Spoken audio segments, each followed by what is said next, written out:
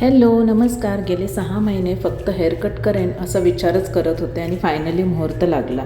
तर सगळ्यात आधी ऋतुजाचा हेअरकट करून घेतला, कारण तिचे बोर्ड एक्झाम येत आहेत आणि तिला अजिबात वेळ नसतो एवढे मोठे केस कॅरी करायला आणि त्यांची केअर करायला. पण खरं सांगू का, तिला शॉर्ट हेअर खरंच खूप छान वाटत होते आणि आता ती फ्री झाली होती तिचं स्टडी करण्यासाठी. लागलीच माझा पण हेअरकट करून घेतला.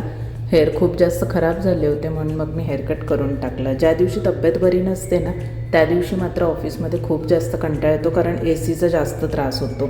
कितीही एसीचा त्रास झाला तरी ऑप्शन नसतो, ऑफिसला तर जावंच लागतं. आणि जसं तब्येत बरी नसल्यावरती कंटाळा येतो ना कामाचा, तसंच काहीतरी चमचमीत नक्कीच खायला आवडतं.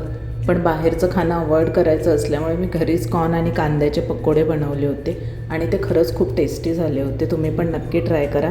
थोडेसे कॉर्न आधी पाण्यात उकळून घ्यायचे गरम पाण्यामध्ये. ते थंड झाल्यावरती त्याच्यामध्ये कांदा आणि आपण जसं कांदा भजी करतो तसं चण्याचं पीठ, थोडंसं तांदळाचं पीठ, मसाले घालायचे आणि ते मस्तपैकी फ्राय करून घ्यायचे.